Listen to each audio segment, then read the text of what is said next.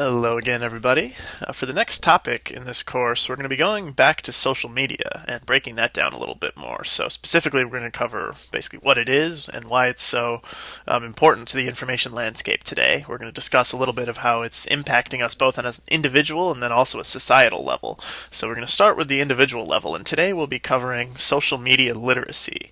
So, last week we started a bit with rhetoric, which was how people use language to persuade, and then now we're going to be talking a little bit more about how those exact same messages get spread around, because it can't be persuasive unless a lot of people are seeing those messages. So the dissemination of information has obviously exploded in recent years. Just think about how something, either just a silly thing like a funny video online or a serious political cause or issue, can almost instantly go viral on these new social networks and reach millions and millions of people in a very short period of time.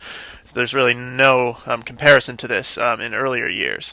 So if you remember back to the very first day of the class, and we kind of talked about this explosion of blogs and social media, and you all came up with some great points about how there were pros and cons here. So first off, I just want to define what social media actually is, and then break down a little bit of why it's so radical and why we care about it so much in a class like this on critical information consumption.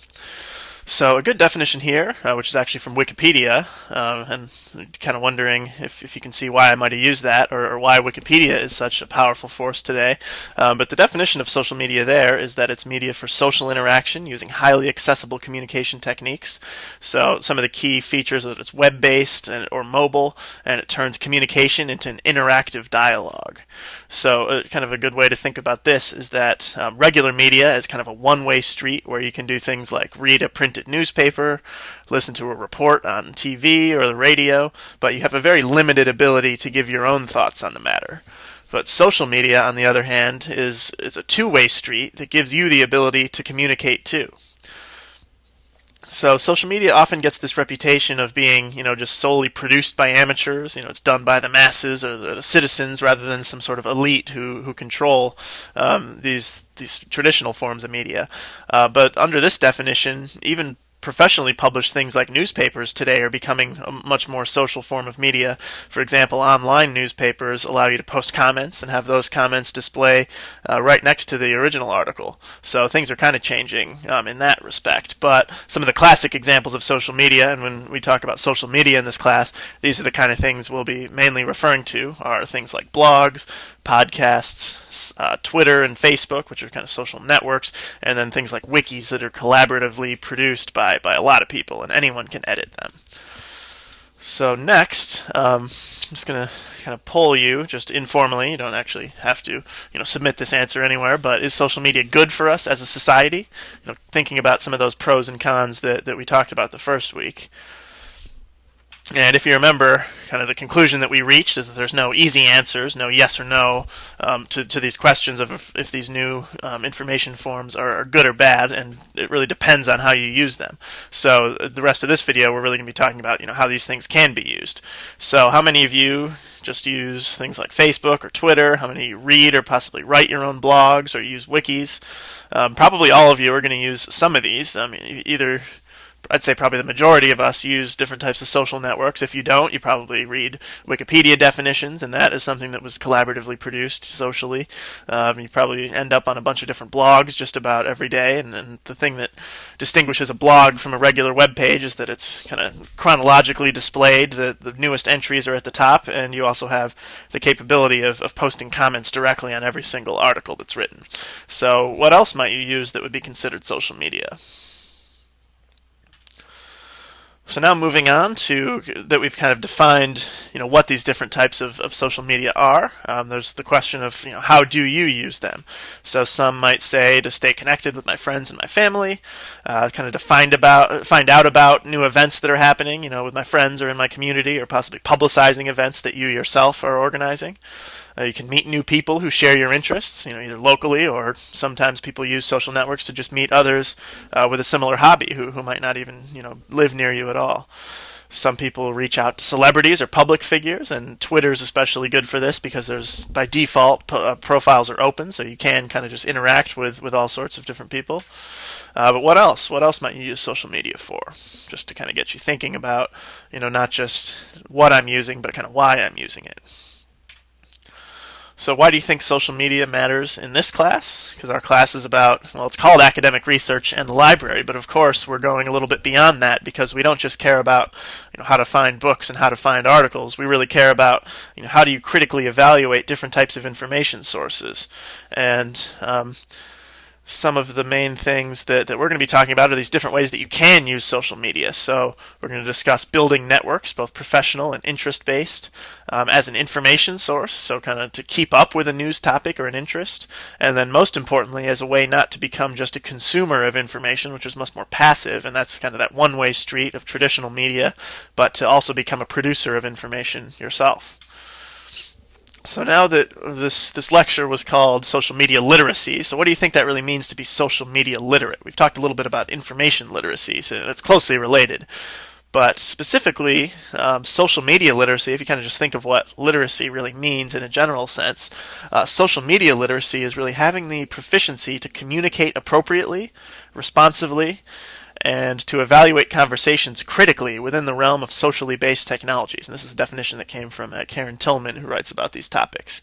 And kind of to apply that to some more concrete things, so reputation management is kind of one thing that you hear. So being aware of different privacy settings and kind of personal branding even, so sort of presenting your own self a certain way. So that's communicating appropriately and responsibly.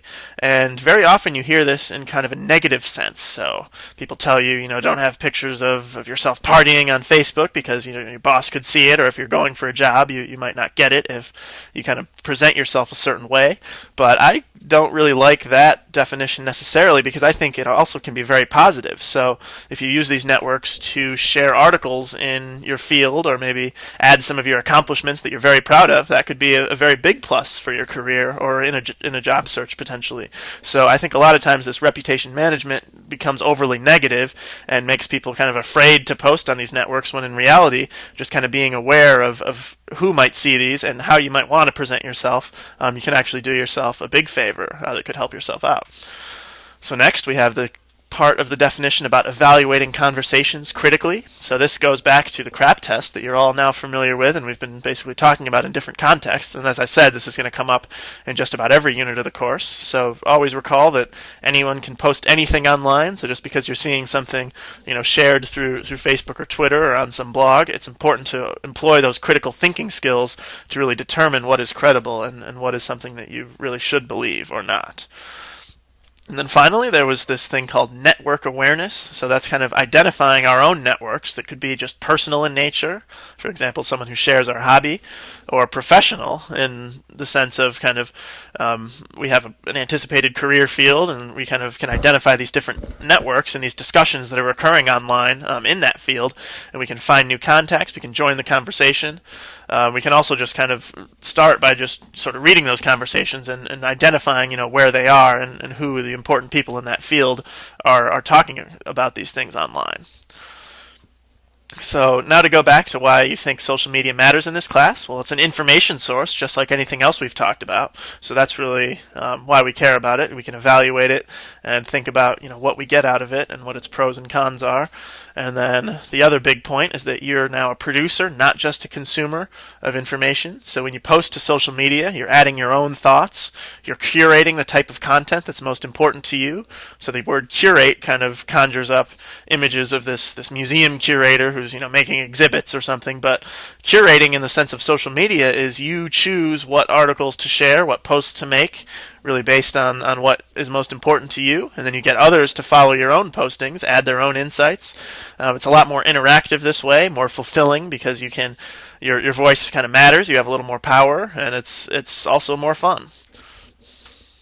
So social media as a benefit to research potentially. So next, I'd like us to think a little bit about these different networks, and you'll see in our little exercise and then our discussion board post, I'm going to get you to use a couple of these different social networks and see if they might even be potentially helpful in the sense of finding more information for your research topics. So I'm not talking about actually using these as a source, for your annotated bibliography, but rather think of them as tools for discovery to either find new websites, maybe documents or reports of various types. And also remember last week about how I was using that New York Times editorial, the popular article, and I actually found that link to the scholarly study. So, if you use one of these social networks to discover, a news article that you might not have found before, then also be aware that you could potentially use that to go and find scholarly sources. So these are just a couple descriptions of a few different networks that I'd like you to check out, and you'll see the details in the exercise. And of course, if you know of a different one that is kind of similar and is also social and interactive, feel free to use that instead of the ones that I list there. So we'll see you next time, and we'll talk a little bit more about social media more on a societal level.